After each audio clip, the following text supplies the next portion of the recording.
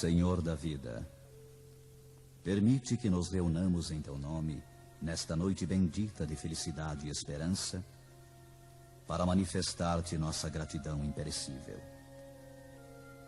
Não te rogamos, Senhor, vantagens e benefícios para nós outros, ricos que somos de Tua luz e misericórdia, mas suplicamos ao Teu coração augusto, nos sejam concedidos os dons do equilíbrio e da equidade, para que saibamos distribuir nossa divina herança e não dissipemos em vão a glória de Tuas dádivas.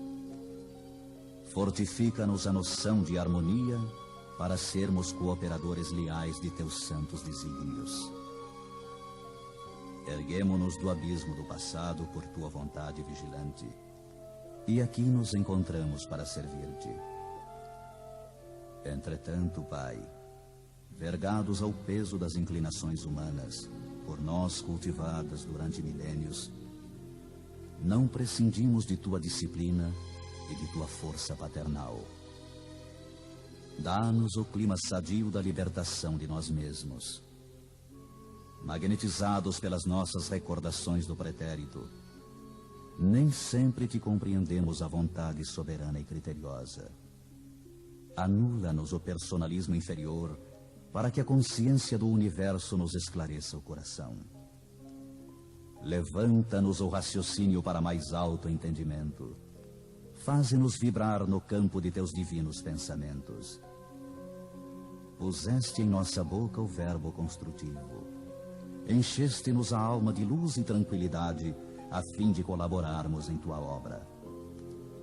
Deste-nos, neste pouso de amor fraterno, companheiros dedicados ao bem, e em torno de nossa tarefa pequenina, colocaste a multidão dos aflitos e sofredores. Ó Senhor, como somos felizes pela possibilidade de ministrar em Teu nome consolações e esclarecimentos. Contudo, nós te imploramos inspiração e roteiro, considerando as responsabilidades dos que te recebem a mordomia da salvação. Ensina-nos a agir desapaixonadamente. Infunde-nos o respeito pela autoridade que nos deste. Ajuda-nos a desprender a mente das criações individuais, para que te sentamos mais de perto no esforço coletivo da elevação comum. E toda vez que nossos atos traduzam interferência indébita do livre-arbítrio na execução de Tuas leis, repreende-nos severamente, para que não persistamos no desvio impensado. Somos Teus filhos frágeis e confiantes. Todas as Tuas resoluções a nosso respeito são excelentes e belas. Concede-nos, pois, bastante visão, de modo a enxergarmos nossa aventura em Teus desígnios, sejam quais forem. Somos servos humildes de Tua sabedoria gloriosa. Neste celeiro de paz consoladora, recebemos através de 1000 recursos diferentes a Tua presença indireta, com a qual são atendidos os que choram e padecem. Ó Pai compassivo, que felicidade maior que esta, a de espalhar com nosso Senhor Jesus Cristo as Tuas bênçãos redentoras e carinhosas. Que escola mais rica, além da que se localiza nesta casa, onde aprendemos jubilosos a exercer o dom sublime de dar, dilatando-nos a alegria, estimulando-nos a coragem, santificando-nos a esperança, Tu permites ainda, Senhor, que possamos atender ao coração interessado em lenir e confortar espíritos queridos que se perderam de nossa companhia no curso incessante do tempo. De alma voltada para a Tua magnanimidade, endereçamos-te reconhecimento sem termo. Sê louvado por todos os milênios dos milênios. Sê glorificado por todos os seres da criação. Teus servidores nesta casa de edificação agradecem-te as oportunidades preciosas de trabalho e esperam a continuidade de Tuas bênçãos. Que a Tua infinita luz seja refletida em todo o universo infinito. Assim seja.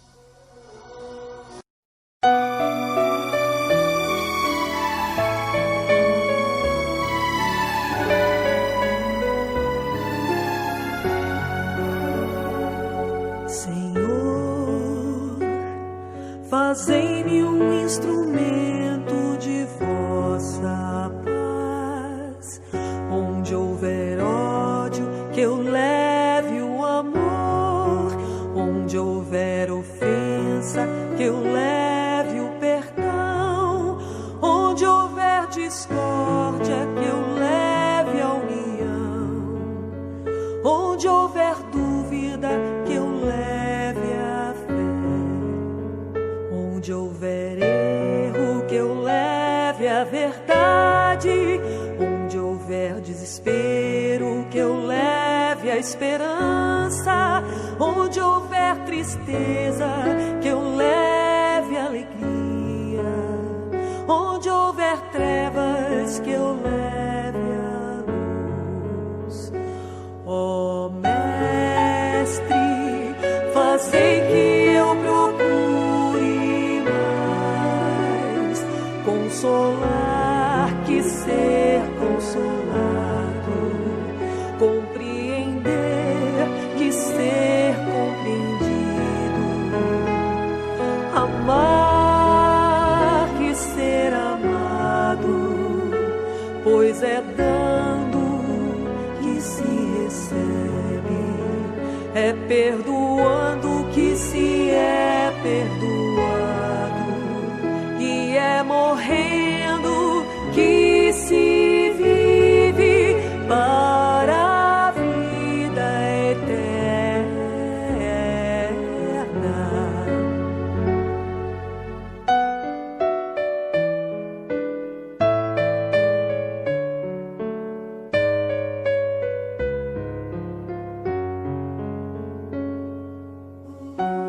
Senhor,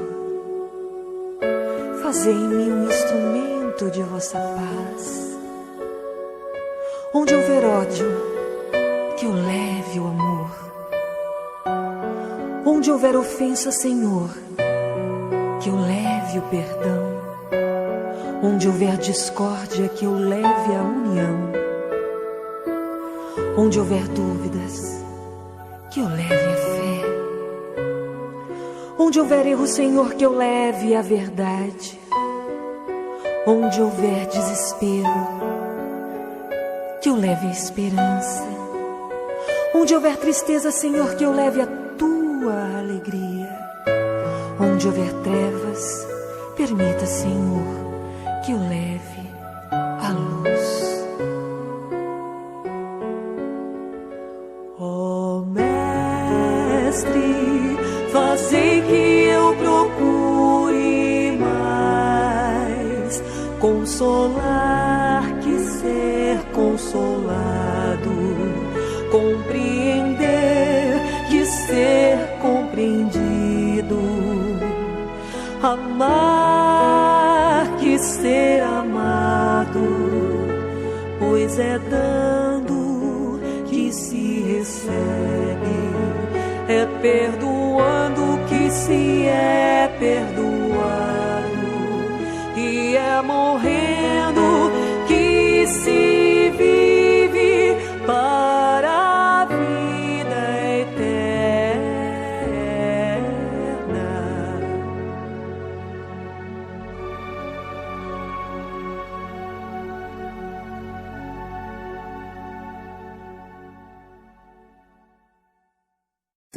De cada um de nós, aquilo que realizamos, nós vamos colher. Se plantamos, colheremos.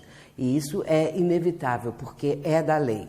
A nossa reflexão dessa noite vai nos falar a respeito exatamente dessa lei, numa aplicação que nós encontramos no livro Memórias de um Suicida, que nós vamos também comentar aqui nessa noite.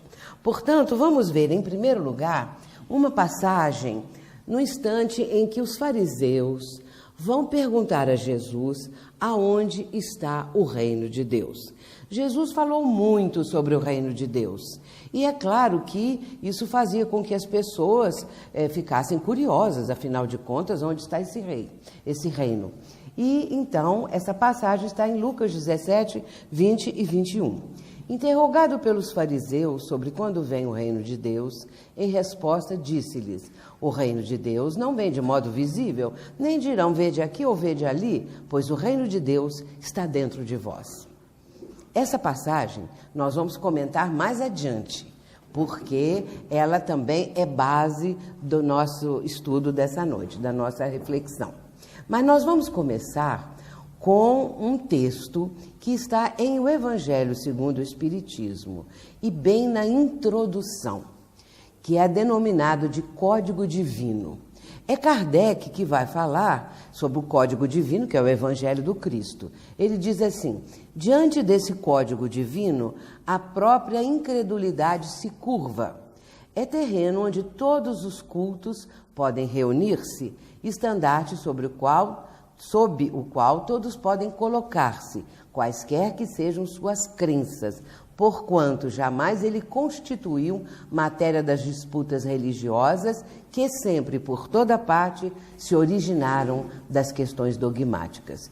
Essa é a introdução e também o início do momento em que Kardec está falando sobre o Código Divino. Mas vamos ver, na sequência, o que ele vai desdobrar para nós e ampliar esse conceito. Ele diz assim, que o Código Divino, são palavras de Kardec, que o Código Divino constitui uma regra de proceder que abrange todas as circunstâncias da vida privada e pública, princípio básico de todas as relações sociais que se fundam na mais rigorosa justiça, roteiro infalível para a felicidade vindoura e o levantamento de uma ponta do véu que nos oculta a vida futura. Vamos pensar um pouquinho nesse texto aqui de Kardec e no que ele está passando para nós. O código, uma regra de proceder, como ele próprio diz, não é? Só que é o código divino, ou seja, fundamentado nas leis de Deus, nas leis divinas. E ele abrange todas as circunstâncias da vida pessoal, da vida privada e pública. E aí nós já começamos a trazer isso que ele está dizendo para a nossa vida. O Código Divino abrange isso tudo, todas as nossas experiências, todas as circunstâncias da nossa vida, seja pessoal, seja vida pública. E começamos também a pensar se nós estamos agindo de acordo com esse Código Divino. Como está o Código, ou seja, o Evangelho do Cristo na nossa vida. Ele é o princípio básico de todas as relações sociais que se fundam na mais rigorosa justiça. Essa questão da justiça, ela é fundamental. Porque quando acontece uma injustiça, se é conosco, se é com alguém ligado a nós, ou se é uma injustiça coletiva, de uma coletividade, alguma coisa que possa estar acontecendo, imediatamente nós nos sentimos também, de certa maneira, fazendo parte dessa injustiça, porque isso nos alcança, sobretudo quando a injustiça vem das autoridades, daqueles que dirigem o país, e infelizmente, muitas vezes a própria carta magna de um país, ela apresenta as leis belíssimas de equilíbrio, de disciplina, porém na prática aquilo não está sendo realizado. Às vezes há uma distância muito grande entre o que está escrito nesse código do país, nessa carta magna do país, e aquilo que está sendo realizado pelas próprias autoridades, pela própria condição do país. Portanto, injustiça acontece muito, e nós vamos encontrar especialmente no livro Céu e Inferno, ou A Justiça segundo a Doutrina Espírita, nós vamos encontrar nessa obra, que é a quarta da codificação, e que está comemorando, nós todos estamos comemorando este ano, 150 anos de lançamento dessa obra fantástica, que até, é bom dizer, o meio espírita não conhece muito não. As pessoas não se detêm, não leem muito, não estudam esse livro, mas é um livro extraordinário e muito interessante. A primeira parte, Kardec vai analisar o céu, o inferno, a morte, e uma série de situações que ele vai analisando e mostrando a incongruência que existe entre muitas das coisas que as pessoas acreditam e que, na verdade, são afastadas de uma realidade que é própria de todo ser humano, que é própria das leis que o Pai do Céu instituiu para a humanidade. Muito bem, então, nesse livro, e eu quero falar exatamente pelo aniversário do livro, 150 anos, na primeira parte nós vamos encontrar algo espetacular, que é o Código Penal da Vida Futura. O Código Penal da Vida Futura são 33 itens, e ali nós vamos tomar conhecimento do que é realmente o código para a nossa vida futura. E seria muito interessante que as pessoas estudassem, não ler apenas, mas estudar também esses itens que abrangem a nossa própria vida futura. E na segunda parte, Allan Kardec coloca 66 comunicações. Comunicações que ele foi selecionando e foi também colocando-as numa forma que pudessem mostrar condições dos espíritos quando deixaram o mundo físico, começando pelos espíritos felizes e os depoimentos que todos esses espíritos apresentavam. E ele foi selecionando depois espíritos de mediana evolução e vai por aí afora, suicidas, criminosos endurecidos, criminosos arrependidos, sofredores e tudo mais. Portanto, é mais ou menos aquelas cartas que Chico Xavier recebia dos familiares para dizer como se encontravam no mundo espiritual, pois esses espíritos vêm também dar o depoimento do que eles encontraram na vida espiritual após deixarem o campo físico. Portanto, o livro é de uma atualidade fantástica e merece ser conhecido. Muito bem, na sequência aqui, Kardec vai dizer que esse código divino é um roteiro infalível para a felicidade vindoura. E realmente, se nós seguíssemos as diretrizes do Evangelho, os ensinamentos que Jesus deixou para a humanidade, nós encontraríamos uma condição muito melhor na nossa vida. Nós nos aproximaríamos mais da felicidade. Por isso é que fala aqui Kardec para a felicidade vindoura, porque Kardec sabe perfeitamente que nós estaríamos na condição de ainda conquistar essa felicidade. Mas podemos fazer um link aí com o Livro dos Espíritos, na questão na terceira parte do Livro dos Espíritos, naquela questão que Kardec vai abordar antes de começar a falar das 10 leis naturais, que a primeira dela é a lei de adoração. Ele vai fazer uma pergunta.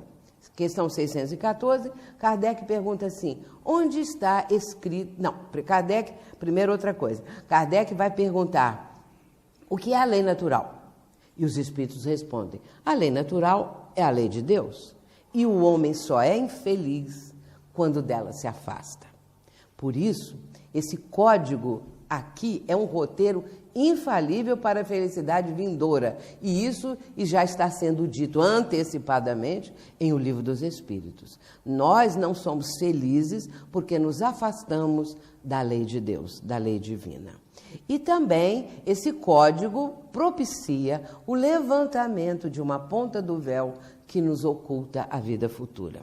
Eu agora digo o seguinte, que com o lançamento da codificação dessa obra notável aqui, que é o Evangelho segundo o Espiritismo, o terceiro livro da codificação, é claro que outras obras que vieram desdobrando a codificação, como, por exemplo, toda a obra de Chico Xavier, especialmente a coleção André Luiz, que fala da vida futura, hoje em dia já se levantou muito mais que uma pontinha do véu. Já levantou uma parte bem grande do véu, porque nós já estamos sabendo como é a vida futura. Nós já temos notícias, nós já temos detalhes, e por isso nós já estamos mais confiantes, mais seguros do que vamos encontrar do lado de lá, dependendo do que semearmos.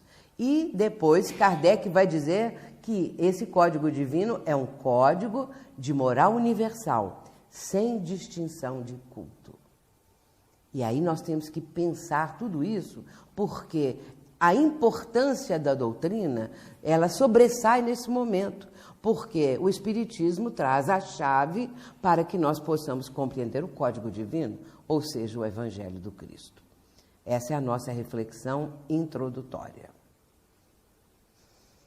Mas aí, o que acontece quando nós começamos a ter uma noção mais precisa disso tudo que acabamos de falar, dos preceitos da doutrina espírita? Nós vamos alcançar algo notável, que é uma fé inabalável. Às vezes as pessoas dizem que têm fé, porém, no momento em que ocorre uma adversidade, um problema na vida da criatura, ela se revolta, a fé fica indecisa, hesitante, a fé desaparece, porque a pessoa se revolta contra Deus. Imagina eu que dou passe, eu que sou presidente, eu que faço isso, eu que faço aquilo. Olha o que Deus fez comigo. Eu vi um presidente de centro, ouvi falando uma coisa dessa para o público, quando a esposa dele desencarnou por um acidente. Então, ele veio dizer assim para as pessoas: olhem o que Deus fez comigo. Então, a fé dessa criatura ainda não estava na condição de uma fé inabalável. E Kardec vai dizer também que existe a fé inata, aquelas pessoas que têm facilidade de aceitar as verdades espirituais. Muitas pessoas, ao lerem o Livro dos Espíritos, a começarem a entender o que é realmente o Espiritismo, já vão logo dizendo: isso eu já sabia, isso para mim não é uma novidade, porque as pessoas já trazem uma experiência anterior de alguma coisa ligada com o Espiritismo, alguma vivência. E Kardec também, já uma frase muito conhecida: para crer não basta ver, é preciso, sobretudo, compreender. Não basta ver. Ele vai dar exemplos, por exemplo, em O Livro dos Médiuns, ele vai falar em outros momentos que uma pessoa convidada para assistir uma reunião de materialização, naquela época de Kardec, essa pessoa assistindo a reunião e o espírito materializado sai da reunião dizendo: isso deve ter sido uma mistificação, isso não foi verdadeiro. A pessoa, então, viu, mas não compreendeu. A pessoa não chegou a uma conclusão diante daquilo que ela estava vendo. Por isso, a compreensão dos fatos, a apreensão dos fatos é muito importante. E aquela frase muito conhecida: fé inabalável, só o é a que pode encarar de frente a razão em todas as épocas da humanidade. Essa é a fé que tem segurança, uma fé que a pessoa mantém mesmo em instantes mais difíceis, mais sofridos, porque é nessa hora que a fé se torna o sustentáculo para que a criatura consiga superar as adversidades, as dificuldades, as lutas, as armadilhas que surgem, porque muitas vezes, e Joana de Ângeles chama de ciladas, muitas vezes ciladas acontecem na nossa vida e nos pegam desprevenidos. Mas se tivermos fé, se nós tivermos conhecimento, nós vamos conseguir superar, como diz aqui, encarar de frente a razão, porque a doutrina espírita é a fé raciocinada. E para raciocinar é preciso ler, estudar e compreender. Não basta apenas ler superficialmente, que isso já é bom se a pessoa está lendo e tomando o primeiro contato com as diretrizes da codificação, que são a base da doutrina, para depois tomar conhecimento das obras subsidiárias fiéis, e isso é muito importante. E aí sim, ela vai ter um raciocínio lógico, um raciocínio que vai se ampliando cada vez mais, porque o Espiritismo fala para o futuro dos tempos. E isso nós vamos falando no transcurso da nossa conversa dessa noite. Também vejamos agora que a frase que eu disse no início, dita pelo mestre, e é uma frase que nos dá uma noção de tudo isso que a lei de ação e reação representa. A cada um segundo as suas obras, é claro que o que a pessoa realizar, ela vai colher. Não há outra maneira. E ninguém colhe pelo outro, ninguém pode substituir. A pessoa vai se defrontar com aquilo que ela plantou, com toda aquela vivência que pode ter sido ou boa, positiva ou negativa. E aqui um texto também de André Luiz, do livro Ação e Reação. É interessante que o livro Ação e Reação de André Luiz é um dos mais procurados da coleção André Luiz. Cada ser está jungido por impositivo de atração magnética ao círculo de evolução que lhe é próprio. Nossos atos tecem asas de libertação ou algemas de cativeiro para nossa vitória ou nossa perda. E a frase que está aqui grifada, a lei divina, alicerçada na justiça indefectível, funciona em igualdade para todos. Mas as pessoas não pensam assim. Inclusive, a questão da justiça. A maioria das pessoas que não tem esse conhecimento que o Espiritismo apresenta para nós, as pessoas acham muitas vezes que a justiça impera. Aliás, a injustiça impera.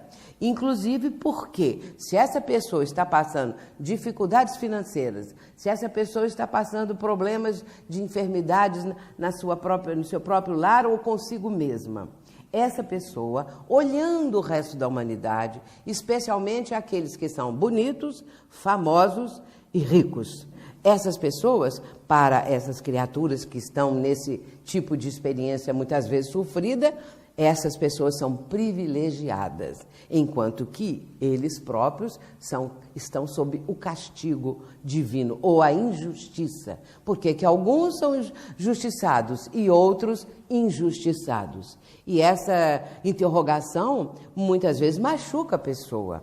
Porém, a doutrina espírita abre para nós, ela propicia um horizonte novo, uma expansão da mente. Que é isso que a doutrina propõe às criaturas, expandir a nossa mente, para nós não ficarmos só bitolados, mesmo com as diretrizes da doutrina. Muitas pessoas ficam só naquele ponto e não pensam, não abrem a mente para os horizontes maiores, que é a proposta da doutrina. Muito bem, então, aqui, como está dizendo André Luiz, que nossos atos, nossas experiências, o que realizamos, podem nos libertar ou podem significar algemas de cativeiro. E aí, quando nós cometemos desatinos, quando nós erramos, quando nós enveredamos por caminhos viciosos, nós vamos ficar absolutamente prisioneiros dessa situação. O espírito Camilo, que é o mentor espiritual de Raul Teixeira, ele tem uma frase que dá muito bem para entrar aqui na nossa conversa. Porque quando nós cometemos determinadas ações negativas e que depois a culpa vem na nossa consciência, Camilo diz assim: a culpa acompanha o culpado para todo sempre, enquanto ele não se dispuser a corrigir aquilo que ele fez, a se redimir, a começar a construir onde destruiu. Portanto, nossas atitudes podem representar essas peias, esses grilhões, que depois é bem difícil nós nos libertarmos disso, né? Agora, a justiça de Deus é indefectível, funciona em igualdade para todos. Não há privilégios, como também não há castigo. E muitas vezes as pessoas pensam que Deus castiga.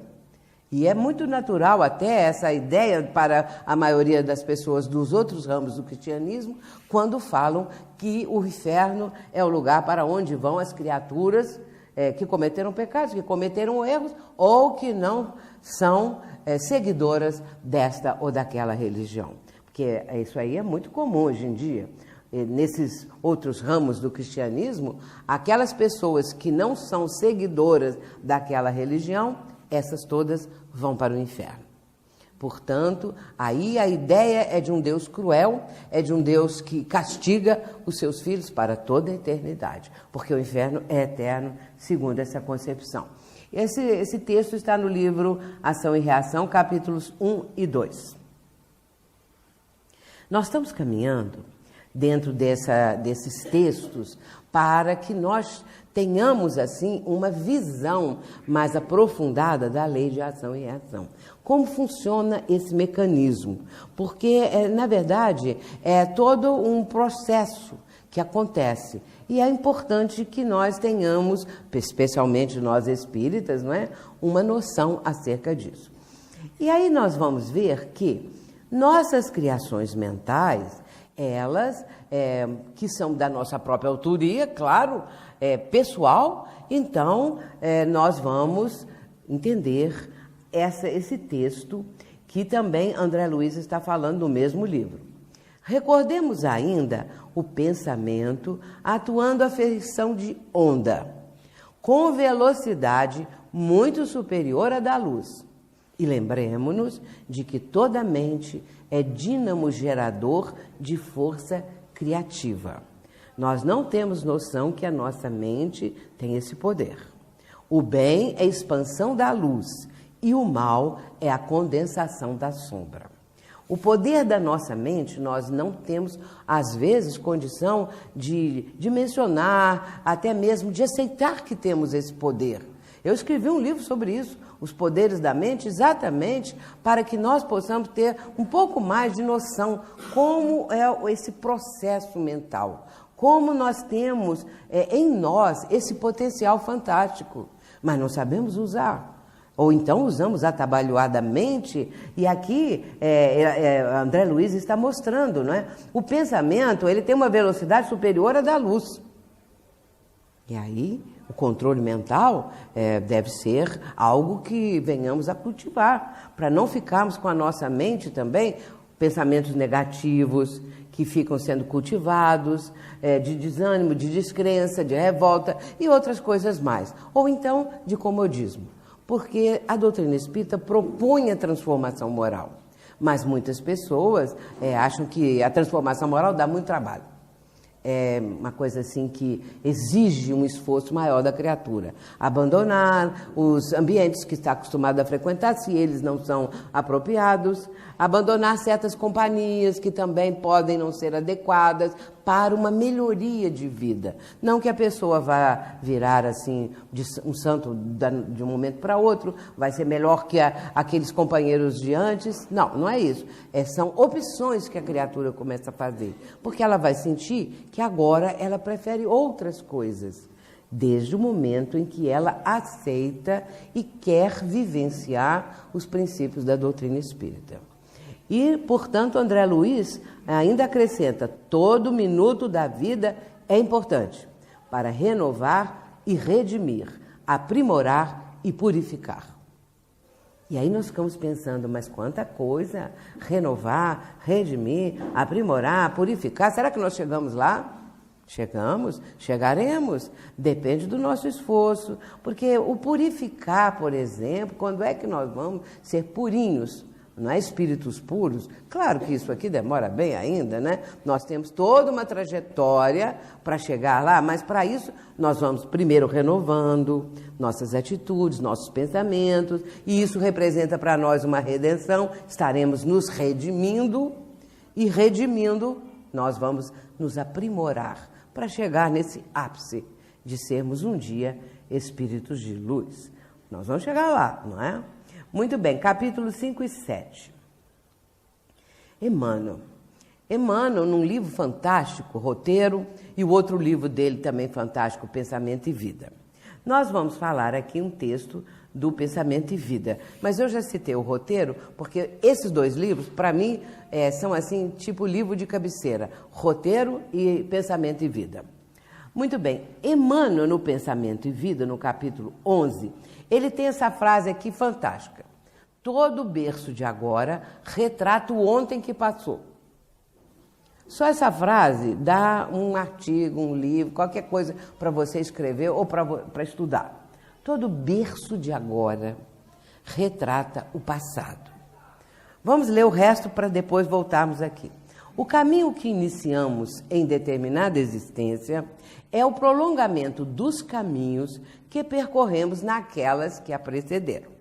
Renascemos na Terra segundo as nossas dívidas ou conforme nossas necessidades. Portanto, Todo berço de hoje, de agora, retrata o passado. A pessoa nasce aonde tem que nascer. Não adianta pensar assim, meu pai podia ter sido outro, minha mãe podia ter sido outra, ou foi um acidente, vamos dizer, de percurso entre um casal que, de repente, a moça fica grávida e aí, bom, que espírito é esse que vem? Por quê? Por que nasceu nessa condição? Ou então na favela, na linha da miséria, ou então numa outra situação?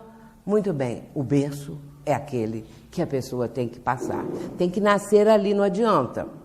A partir daí, essa pessoa, ao longo da vida, tornando-se adulta, estudando, trabalhando, pode mudar totalmente a sua condição. Se nasceu na linha da miséria, se nasceu numa condição assim muito difícil, com o seu esforço, ela pode passar para uma outra condição e morar no exterior, qualquer coisa assim. Mas o berço tinha que ser aquele. Os pais tinham que ser aqueles. Nada é assim, por acaso, né? Caiu de paraquedas ali naquele lugar. As coisas têm o que está determinado aqui, né? Determinada existência, tudo isso faz parte do passado da pessoa. Ela precisa, por isso ele está dizendo aqui, renascemos segundo as dívidas, ou conforme a necessidade. E aí nós vamos começar a ter assim, um pouco mais de compreensão, às vezes com os pais, às vezes com o local onde a pessoa nasceu, a cidade, o momento, as condições. Nós vamos entender, porque nada melhor do que saber que onde nascemos significa ou expressa o passado que vivemos. Essa é a lei que a reencarnação nos apresenta. Uma das coisas que as pessoas, para a compreensão maior da vida, que é necessária, é a reencarnação. Sem a reencarnação, ninguém entende nada. Não entende a justiça divina, porque às vezes se diz assim, fulano foi vítima de uma bala perdida. Uma criança inocente ia passando e uma bala perdida matou aquela criança. Ou matou um adulto, ou matou uma pessoa que está dentro do carro. Quantas coisas acontecem que nós ficamos sabendo. E, de repente, nós perguntamos, inocente? Era inocente? E uma criança inocente, aparentemente. Mas a criança é o quê? Um espírito antigo. A criança, aquele espírito não nasceu ali com aquela criança. Então, se a criança tem um mês, se ela tem 1 ano, 6 anos, o espírito não tem 6 anos, o espírito é milenar. Muitas vezes, o espírito da criança, do filho, é mais antigo do que o pai, do que a mãe. Nós sabemos disso, mas só a lei da reencarnação explica as aparentes injustiças. As pessoas inocentes que iam passando, caiu uma coisa na cabeça da pessoa, que alguém jogou lá de cima, coitada da pessoa inocente que ia passando.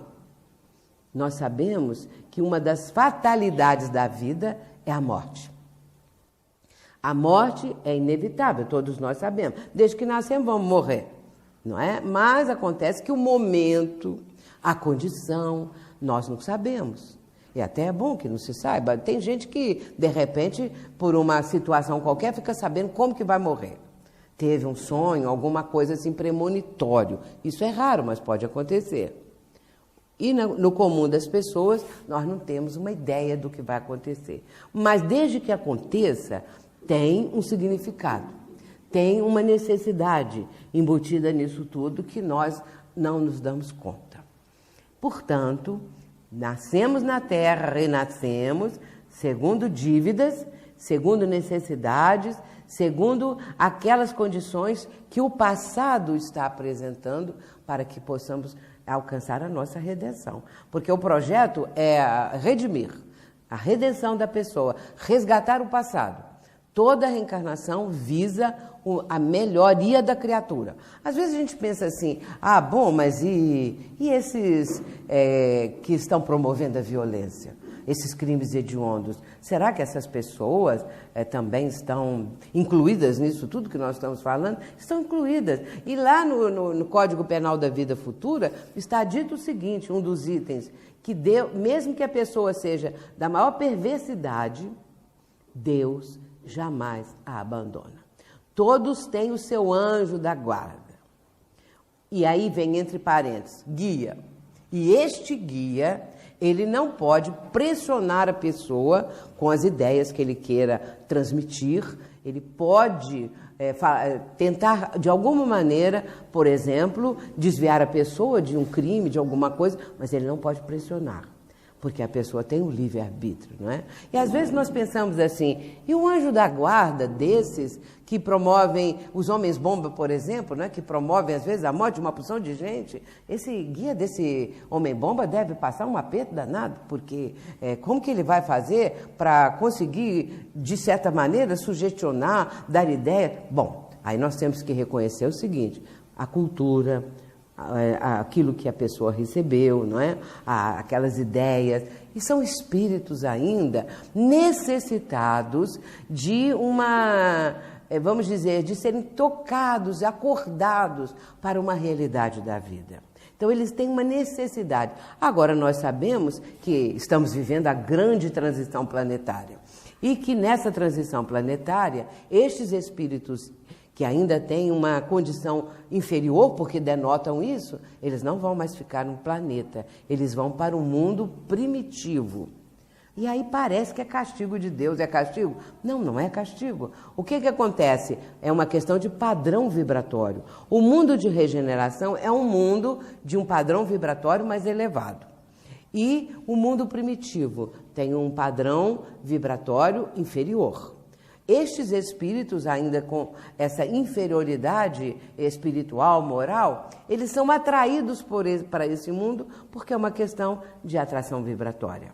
Então, é uma coisa natural da lei e não que seja um castigo divino. E Jesus disse lá no Sermão da Montanha, bem-aventurados os mansos, os pacíficos, porque eles herdarão a terra. Só vão ficar aqui os bons, os pacíficos, os propensos ao bem. E agora nós vamos falar um pouco, dando exemplo de lei de ação e reação, conforme está no livro Memórias de um Suicida, a nossa querida Ivone Pereira. E é o caso de Mário Sobral. Até hoje, eu não vi um caso melhor para mostrar o resultado da lei de ação e reação do que a de Mário Sobral, que está exatamente nessa obra. Então, vamos ver a frase do mestre. Digo-vos, em verdade, que dali não saireis, enquanto não houverdes pago o último ceitil.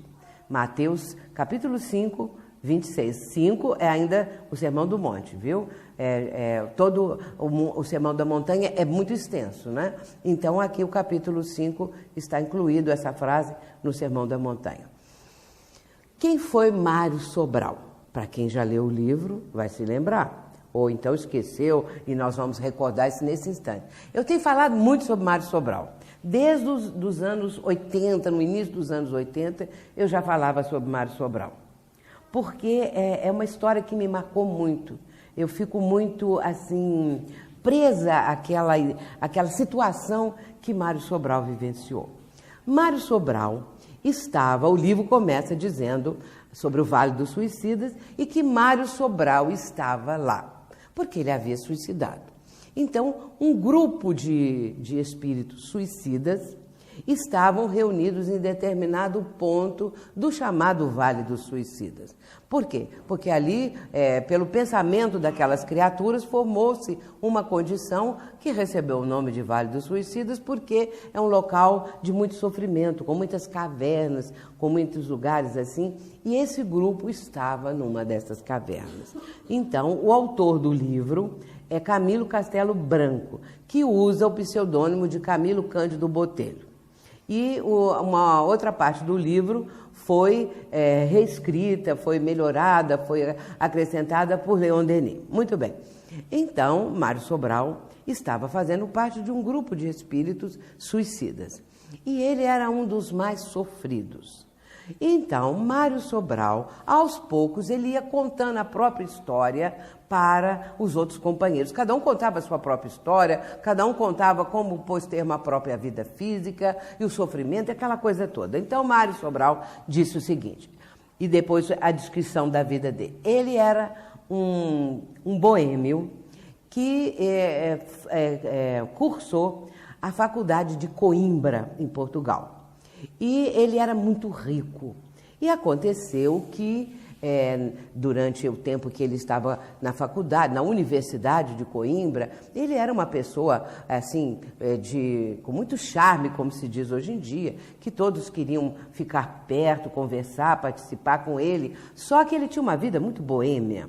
E depois, mais adiante, ele vai se casar. Ele vai contar isso depois. Ele se casa com uma senhora muito distinta e com ela ele teve 3 filhos. Mas naquela vida boêmia, ele mesmo casado conheceu uma mulher muito sedutora, muito bonita, e ele ficou apaixonadíssimo por essa mulher.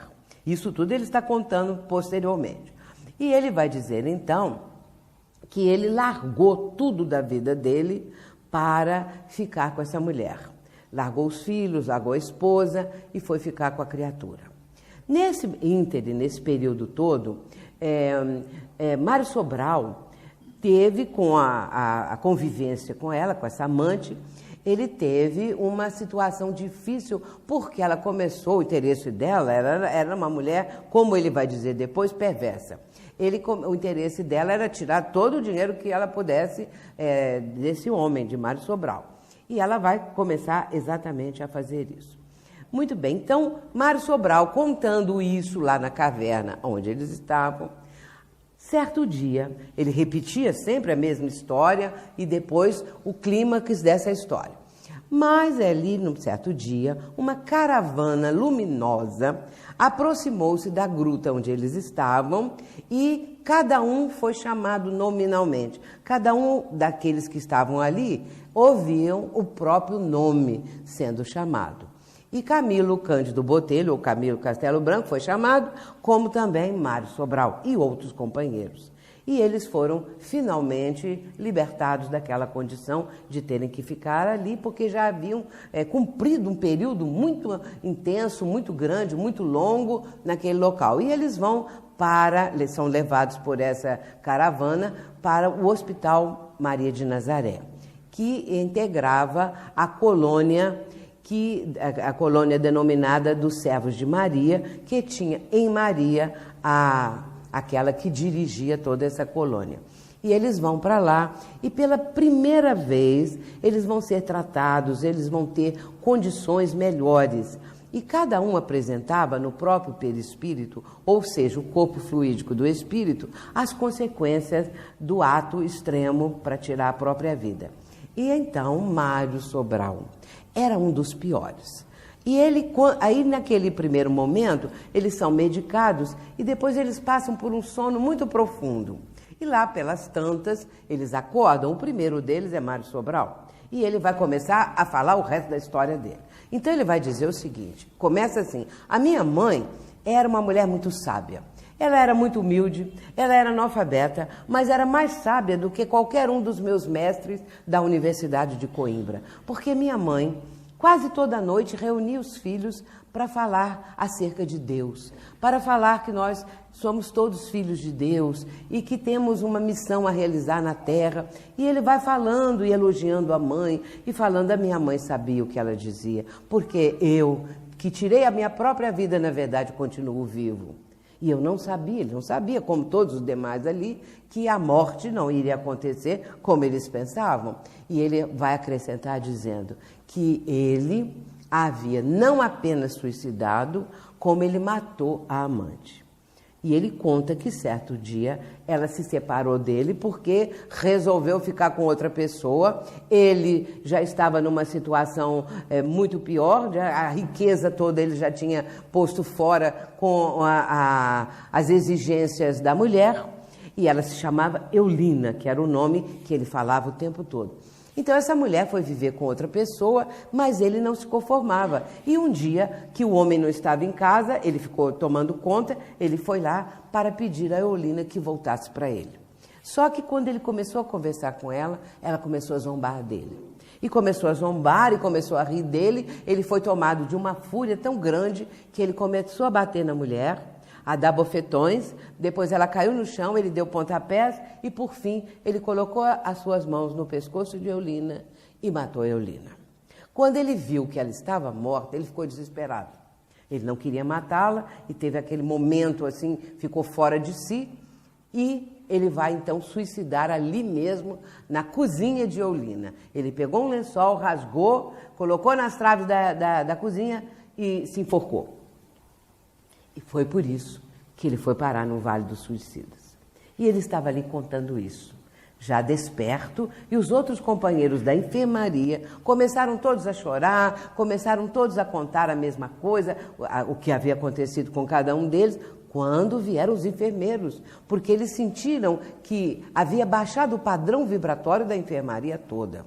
Então, eles foram lá e chamaram a atenção daquelas pessoas e, a partir daí, eles compreenderam que havia uma disciplina ali naquele local. E o tempo foi passando. Mas Mário Sobral, o tempo todo, ele falava assim: eu não mereço ter mãos, porque minhas mãos mataram Eulina.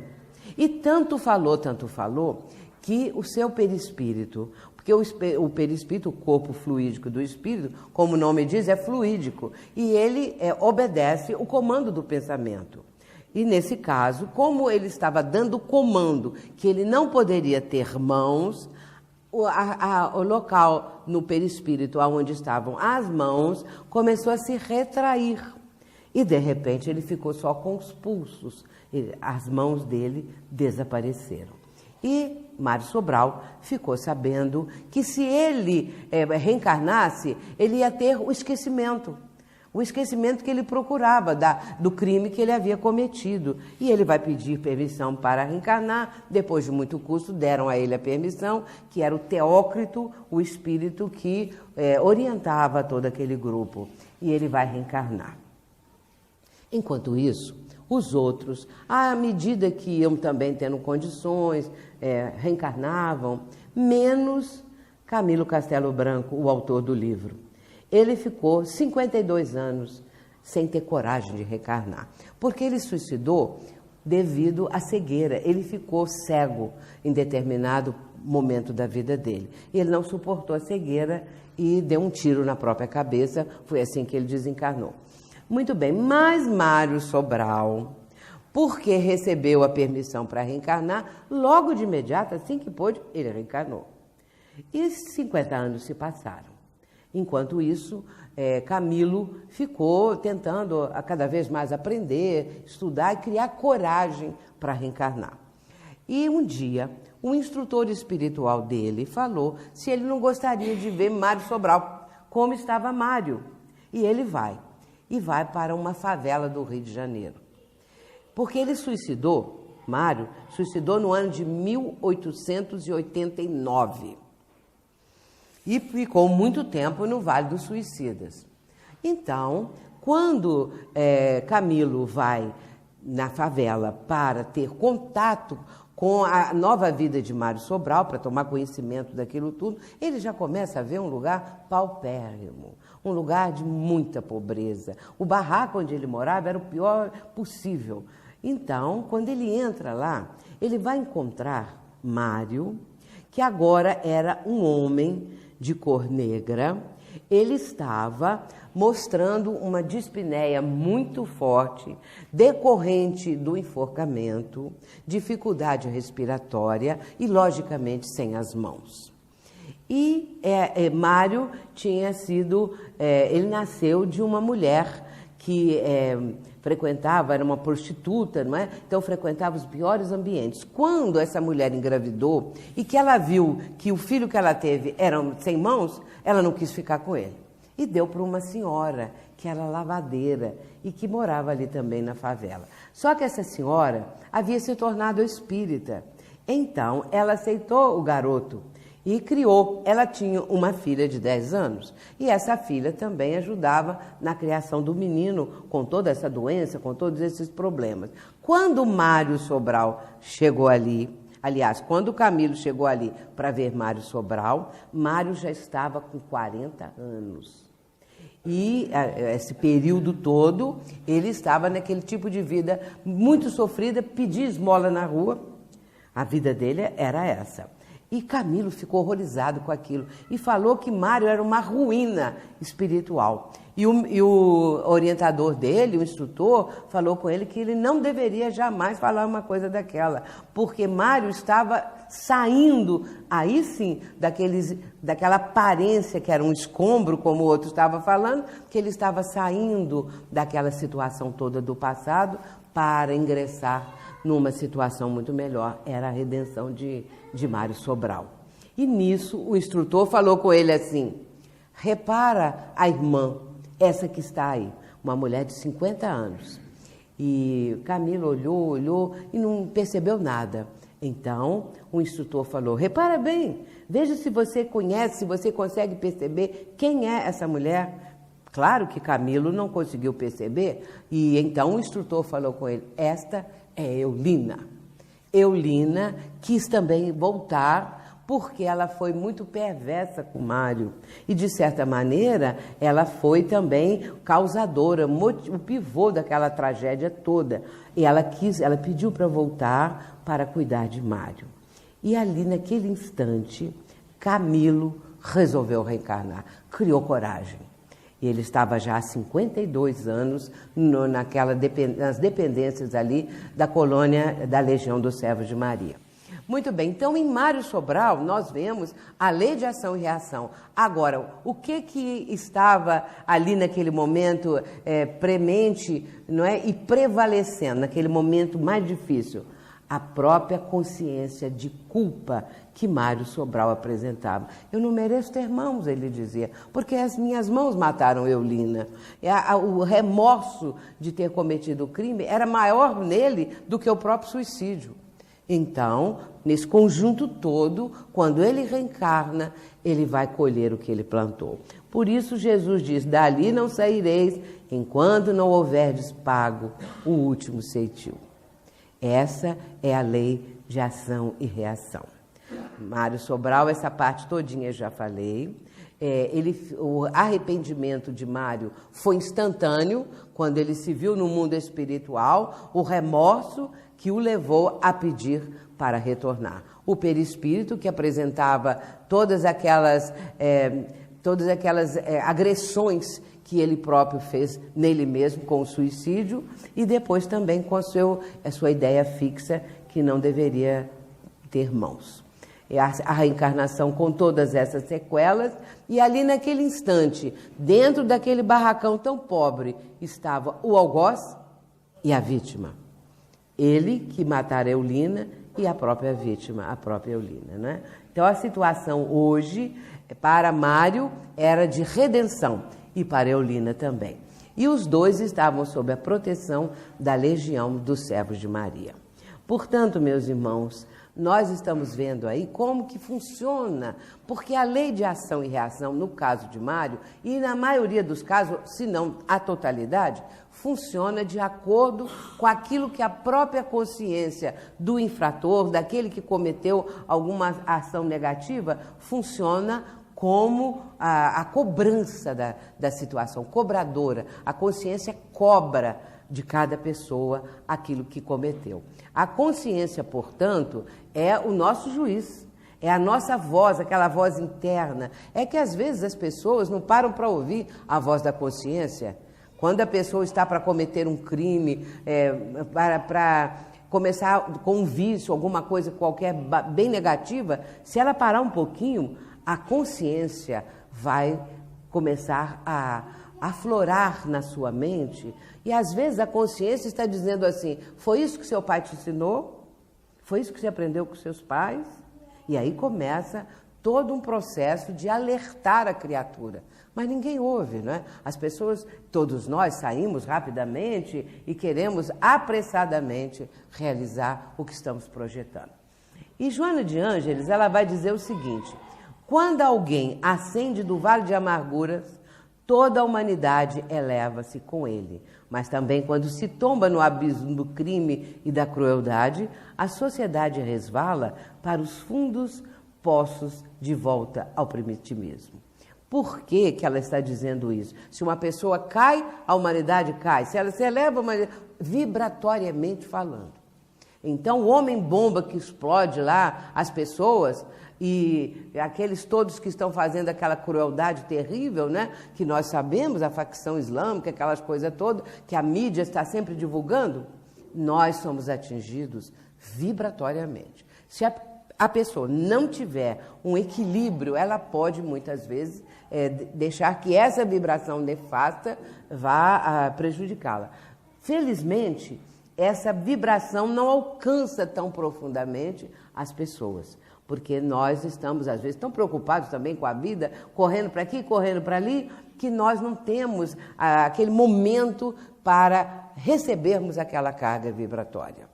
Então, é muito importante nós termos cuidado. Na nossa reunião mediúnica, nós temos uma reunião mediúnica às terças-feiras, e o nosso mentor, há tempos atrás, já havia nos ensinado o seguinte, orientado, que ao terminar a reunião, quando as pessoas, quando nós todos, os participantes, chegássemos ao nosso lar, que nós não deveríamos ligar a TV. Por quê? A pessoa está na mediúnica, na parte final vem o mentor ou algum outro mentor, e aí aquela vibração maravilhosa, todos estão sendo fortalecidos, há todo um momento muito elevado. A pessoa sai dali muito bem, chega em casa, liga a TV. O que é que ela vê? Babilônia, nos dias atuais. Aí esqueceu tudo que ela acabou de ver lá. E ela perde tudo aquilo que ela acabou de receber. Porque a sua mente vai entrar naquela história lá, não é? Então, ou então, um filme cheio de crimes, cheio de maldade, cheio disso e daquilo. Então, você, se tiver um programa bom e tal, aí você liga, mas cuidado com estas outras obras. Porque ao entrarmos nesse esquema que são apresentados nas novelas, nos filmes violentos, nós deixamos de sintonizar com todos os benefícios que recebemos na mediúnica. Estamos caminhando agora para a nossa parte final. Bem-aventurados os aflitos. Então, isso está em Evangelho segundo o Espiritismo. Para nos melhorarmos, outorgou-nos Deus precisamente o de que necessitamos, e nos basta isso que Ele nos outorga, a voz da consciência e as tendências instintivas. Priva-nos do que nos seria prejudicial. As boas resoluções que tomou, referindo-se ao homem, são a voz da consciência, advertindo do que é bem e do que é mal e dando-lhe força para resistir às tentações. Nesse momento, nós vamos refletir sobre esta frase que aqui está.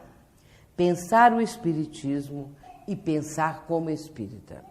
Nós precisamos, meus irmãos, de pensar o Espiritismo. Não apenas ler, e estudar. Isso já é bom, mas não é somente isso. Mais do que isso, pensar o que o Espiritismo nos está transmitindo. Pensar na profundidade desses ensinamentos. Porque a doutrina espírita fala para o futuro. Que, aliás, todos os grandes vultos da humanidade falaram para o futuro dos tempos. Muitas vezes só foram reconhecidos 50, 100 anos depois da morte. E o maior deles, Jesus. Aquilo que Jesus deixou para nós, esse código divino, até hoje, nós ainda estamos, 2000 anos depois, nós ainda estamos, mesmo com a chave da doutrina, tentando compreender. Mas a doutrina vai nos possibilitando um aprofundamento, uma expansão da consciência, uma expansão da nossa mente, que é esse o propósito.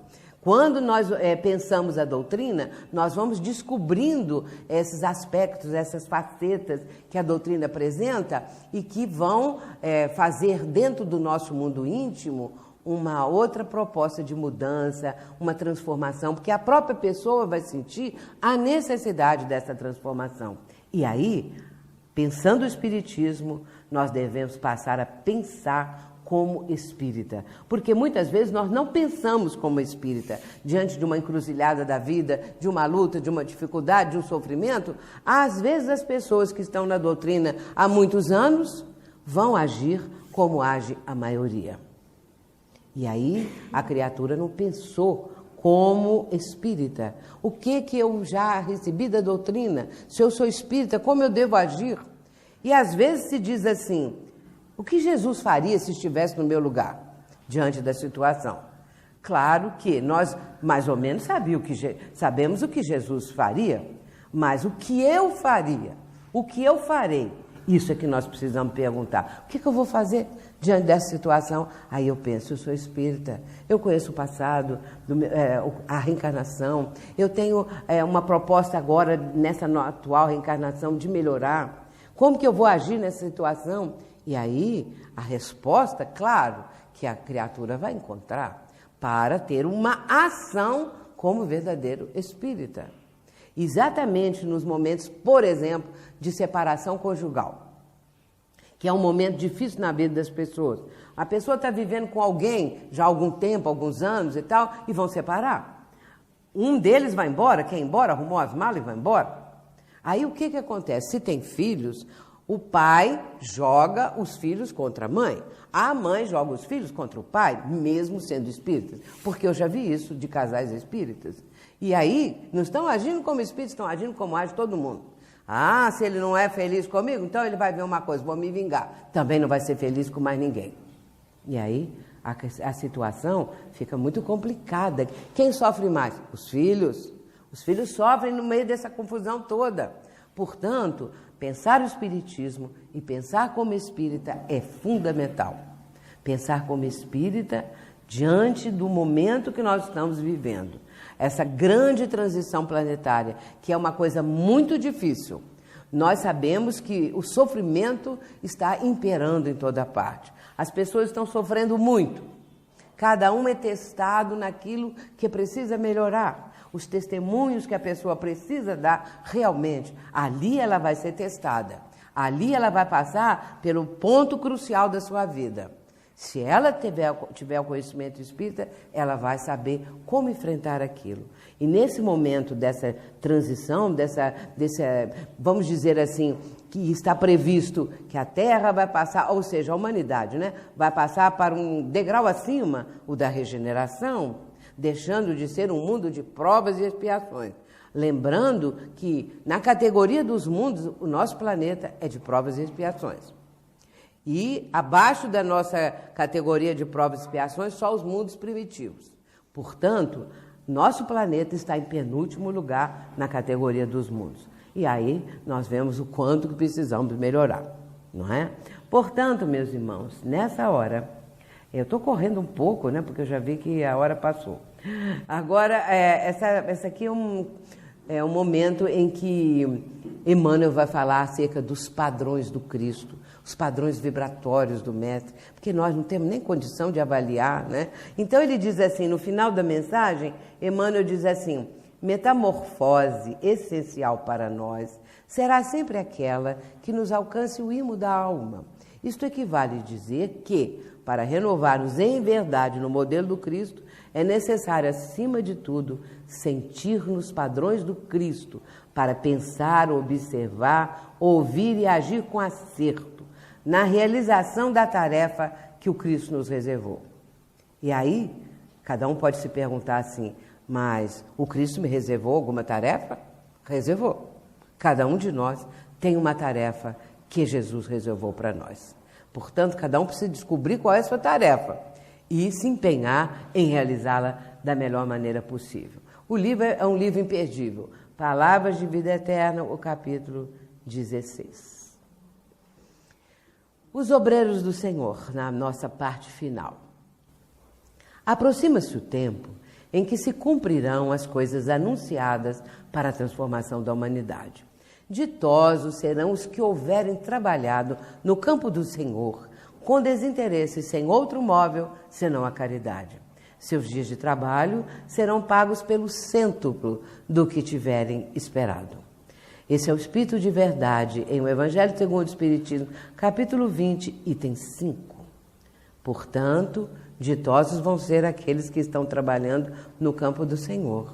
Essa é a tarefa que o Cristo reservou a todos nós. Trabalharmos na vinha do Senhor, com desinteresse, sem outro móvel, senão a caridade. E, por fim, a missão dos Espíritas. Marchai, pois, avante, falange imponente pela tua fé. Diante de ti os grandes batalhões dos incrédulos se dissiparão, como a bruma da manhã os primeiros raios do sol nascente. Arme-se a vossa falange de decisão e coragem. Mãos à obra. O arado está pronto, a terra espera, arai. Essa é a mensagem de Erasto. Essa é a mensagem da doutrina, porque nós estamos inseridos nesse contexto aqui. Mãos à obra. O arado está pronto. Nós estamos diante dessa condição, diante dessa oportunidade, e que não podemos desdenhar, que não podemos cruzar os braços, não devemos, porque a hora é esta. Dr. Bezerra de Menezes, através de Divaldo Franco, tem dito o momento decisivo. Não deixemos para amanhã. Tem que ser hoje, agora, esse minuto. Trabalhando para o futuro, porque a doutrina fala para o futuro dos tempos. E nós estamos inseridos neste contexto. Agora, no livro No Mundo Maior, Calderaro, que é o instrutor de André Luiz nessa obra, ele tem uma frase que eu cito muito. Abre aspas. Calderaro diz assim: o homem, para auxiliar o presente, é obrigado a viver no futuro da raça. Todos os grandes vultos viveram no futuro da raça. A doutrina vive no futuro da raça e nós estamos ajudando a preparar também esse futuro. Então, o que fizemos hoje é para o futuro. E esse futuro depende de nós. Que Jesus nos abençoe. Muita paz. Muito obrigada.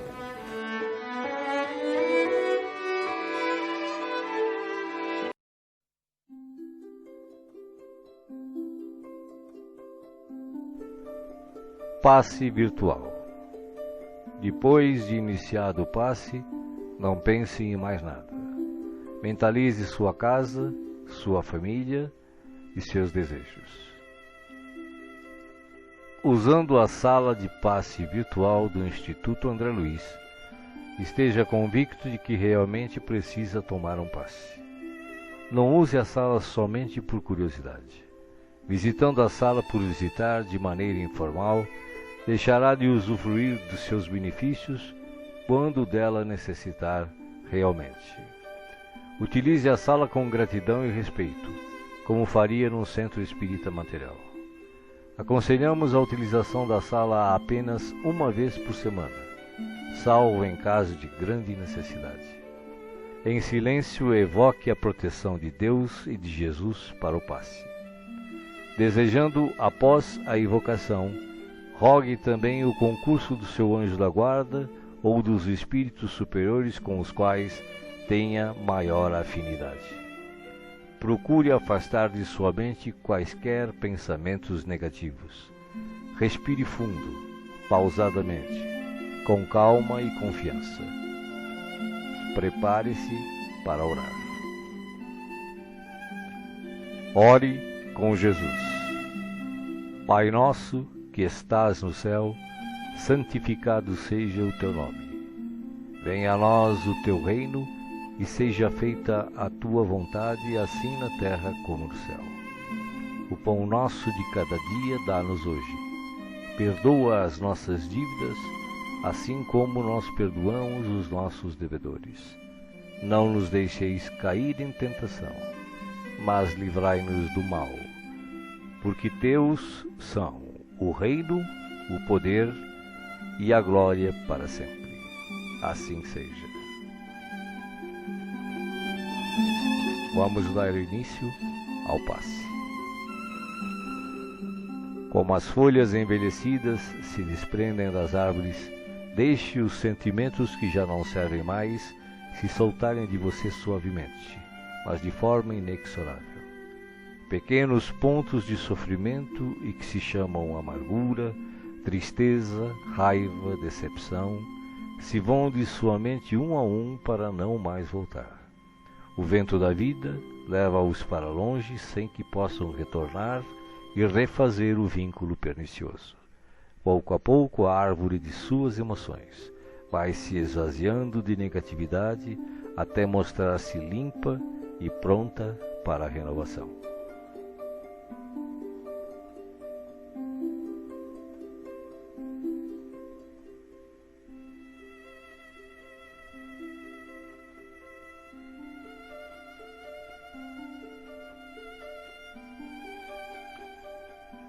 Sentindo-se leve, sem o peso das folhas mortas que se desprenderam e se foram, você recebe agora suavemente sobre o corpo e a alma a água da vida que cai em abundância dos céus.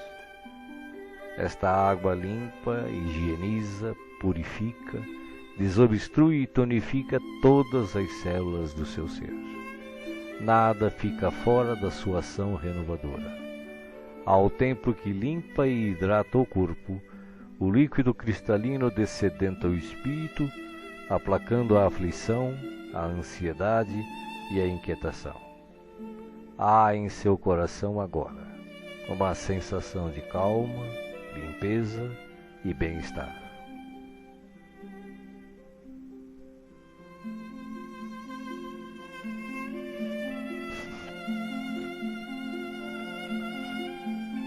Um leve frio, e eis que o sol de Deus surge para aquecer e aconchegar.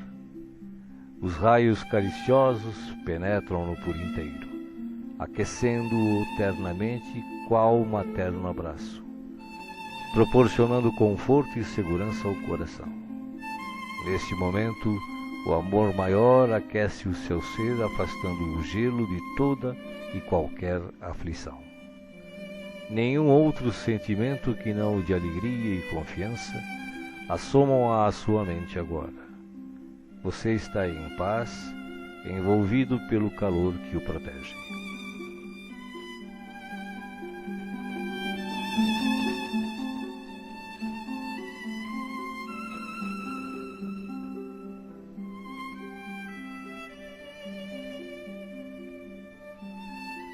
Do coração da vida, flores perfumadas para você. De alma grata e feliz, recolha as pétalas coloridas que penetram o seu ser e restauram sentimentos e emoções. Felicidade, esperança, fé, coragem e determinação passam a significar novamente vontade de viver. Mas além do perfume e da cor, a natureza neste momento lhe envia o que possui de melhor, a capacidade infinita de restaurar-se em sublime beleza, ainda quando os golpes do mal parecem decretar-lhe o fim.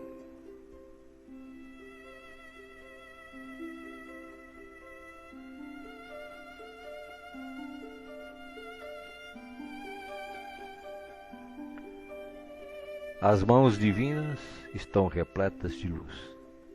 Suavemente a luz transborda e se derrama sobre você, como cascata dourada de invisível e ignota essência. A alma, pouco a pouco, se impregna de doce felicidade, permitindo o renascimento íntimo dos mais nobres propósitos de elevação, progresso e realização. Banhado em sublime força, você se entrega profundamente ao doador da luz, absorvendo as energias que darão a partir de agora novo e abençoado impulso ao seu viver.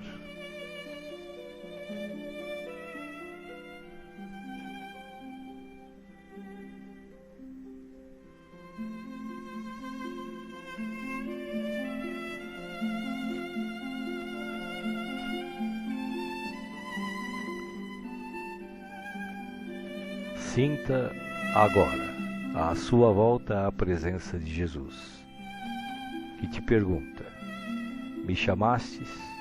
Estou aqui. O que queres de mim hoje? De que precisas? Peça, meu filho, peça, minha filha. Estou aqui para ajudar. Faça agora o seu pedido especial a Jesus, enumerando os problemas e as dificuldades que o afligem. Escutei o que pedistes, com amor e atenção. Agora, conto com a tua fé, a tua confiança em mim, para a solução dos teus problemas. Vai em paz. Te acompanharei com os olhos, não te perderei. Creia em Deus, creia também em mim. Estarei com você todos os dias, até o fim. Seja feliz. Deixo-vos a paz. a minha paz vos dou. Não vou-la dou como o mundo a dá. Não se turbe o vosso coração. Crede em Deus, crede também em mim. Não se turbe o vosso coração, nem se atemorize. Eu sou o caminho e a verdade e a vida. Ninguém vai ao Pai a não ser por mim. Os bons espíritos, os espíritos puros e as falanges de luz também enviam a você agora as melhores emanações de paz, saúde, alegria e refazimento, do mais altos desde as mais belas cidades espirituais até a morada dos anjos, em uníssono com o Criador, uma radiosa luz o envolve plenamente. Você não está só. O universo inteiro pulsa o amor de que se constitui, e este amor quer tocá-lo agora, em toda a sua plenitude, para que os problemas, as dores, as enfermidades e as dificuldades em geral sejam afastadas em favor da sua paz e renovação. Você está recebendo vida, vida em abundância. Guarde-a no coração.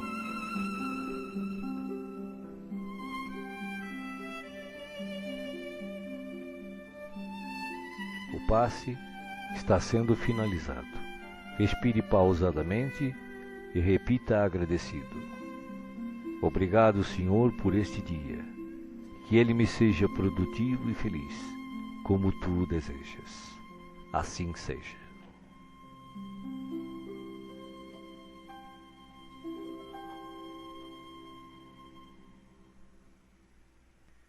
A ti, Senhor, nossos agradecimentos por esta hora de paz intraduzível e de infinita luz.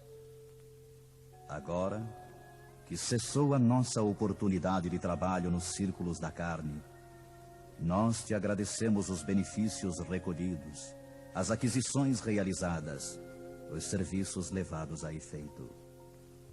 Mais que nunca, reconhecemos hoje a tua magnanimidade indefinível, que nos utilizou o deficiente instrumento na concretização de sublimes desígnios. Vacilantes e frágeis, como as aves que mal ensaiam o primeiro voo longe do ninho, encontramo-nos aqui, venturosos e confiantes, ao pé de teus desvelados emissários que nos ampararam até o fim. Como agradecer-te o tesouro inapreciável de bênçãos celestes? Teu carinho santificante seguiu-nos passo a passo, em todos os minutos de permanência no Vale das Sombras, e não satisfeito, teu inesgotável amor acompanha-nos ainda nesta retirada da velha Babilônia de nossas paixões amargurosas e milenárias. Nada fizemos por merecer-te assistência bendita.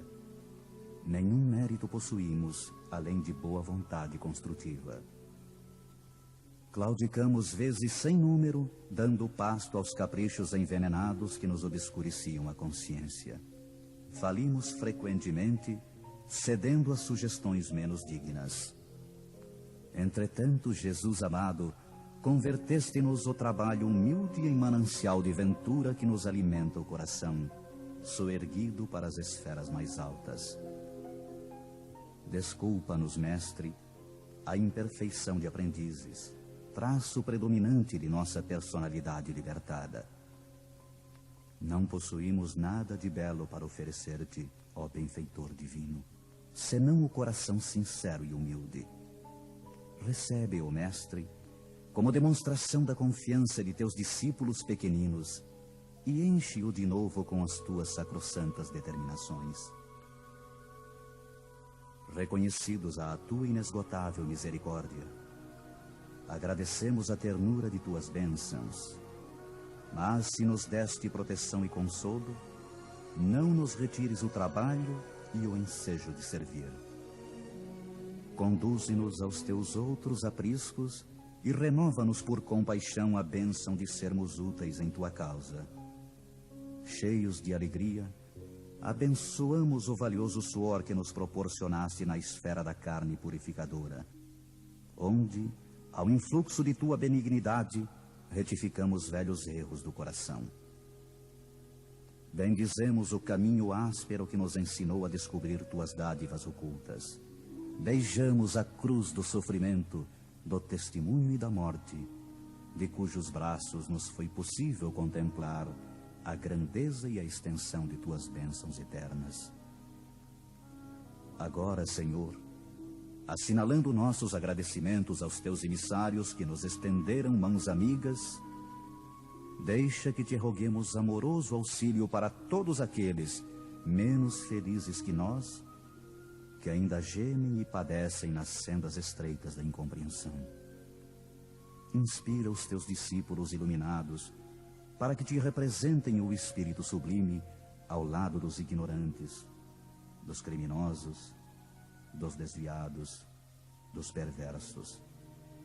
Toca o sentimento de caridade fraternal dos teus continuadores fiéis para que continuem revelando o benefício e a luz de tua lei.